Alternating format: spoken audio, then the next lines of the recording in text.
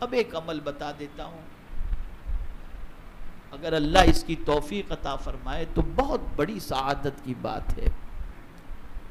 حضرت مالک بن دینار رضی اللہ المولا تبارک و تعالی عنہ، جلیل القدر تابعی،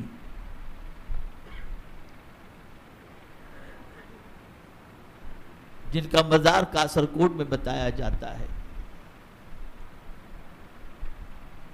حضرت مالک بن دینار رضی اللہ تعالیٰ عنہ فرماتے ہیں کہ میں ایک بار قبرستان گیا، اور جب قبرستان گیا تو میں نے کیا دیکھا کہ قبرستان میں نور ہی نور نظر آ رہا ہے، نور ہی نور نظر آ رہا ہے۔ فرماتے میں سوچ میں پڑ گیا کہ یہ نور کہاں سے آیا، تو غیب سے آواز آتی ہے، اے مالک بن دینار، تم اس نور پر تعجب کر رہے ہو؟ یہ نور وہ ہے کہ ایک بندہ مومن نے قبرستان کی حاضری کا ارادہ کیا، اور جب وہ قبرستان پہنچا تو اس نے 2 رکعت نفل پڑھی، اور 2 رکعت نفل پڑھ کر پہلی میں سورہ کافرون پڑھا، دوسرے میں سورہ اخلاص پڑھا، اور سارے قبرستان کے مومنین کی روح کو اس نے ایصال ثواب کیا۔ تو جب سے اس نے ایصال ثواب کیا، اس کی برکتیں آج تک بانٹی جا رہی ہیں، یہ نور اس کا ہے۔ تو حضرت مالک بن دینار رضی اللہ تعالیٰ عنہ نے اپنی عادت بنا لی کہ ہر جمعرات کو 2 رکعت نفل پڑھ کر آپ مرحوموں کو ایصال ثواب کرتے۔ ایک رات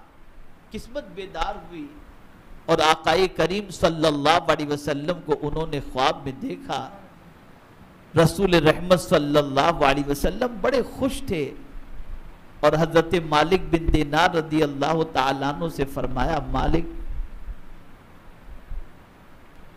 تیرے اس 2 رکعت کے عوض کے اندر میری امت کو بڑا فائدہ پہنچا ہے، اور سن، تیرے لیے جنت میں ایک مکان تیار کیا گیا ہے، جنت میں ایک مکان تیار کیا گیا ہے، اس کا نام ہے غیف۔ کیا نام ہے؟ تو رہا نہ گیا، حضرت مالک بن دینار رضی اللہ تعالیٰ عنہ نے پوچھا، یہ غیف کیا ہے؟ تو رسول رحمت صلی اللہ علیہ وسلم نے فرمایا، غیف اس کو کہتے ہیں کہ ایسا محل کہ جنتی بھی اس محل کی طرف جھانکتے ہوں گے کہ یہ کیسا محل ہے، تیرے لیے وہ تیار کیا گیا ہے۔ پتہ یہ چلا، اگر کوئی شخص حضور صلی اللہ علیہ وسلم کی امت کے ایصال ثواب کے لیے 2 رکعت نفل، پہلی میں سورہ کافرون اور دوسرے میں سورہ اخلاص پڑھ کر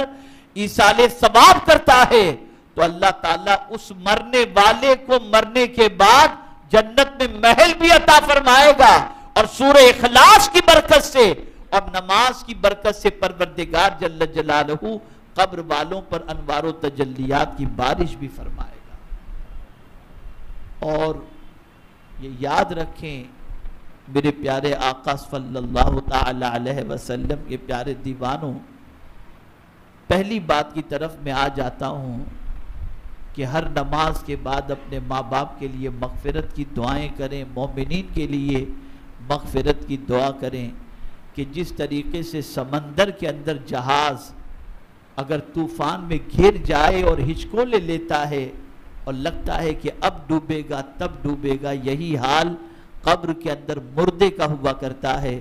اور وہ انتظار کرتا ہے کوئی میری مغفرت کی دعا کرے تاکہ اللہ تعالیٰ میرے لیے آسانیاں پیدا فرمائے۔ اور جب کوئی رشتہ دار یا کوئی مومن کسی کے لیے مغفرت کی دعا کرے، یا اولاد ماں باپ کے لیے مغفرت کی دعا کرے، تو اللہ تعالیٰ اسے قبر کے اندر راحت عطا فرماتا ہے، اور پروردگار جل جلالہ اسے بخشش کا مزدہ جاں فضا عطا فرما کر پروردگار جل جلالہ اسے جنت کا حقدار فرما دیتا ہے۔ تو آپ قبرستان جائیں تو قبرستان میں چلتے چلتے درود پڑھا کریں، چلتے چلتے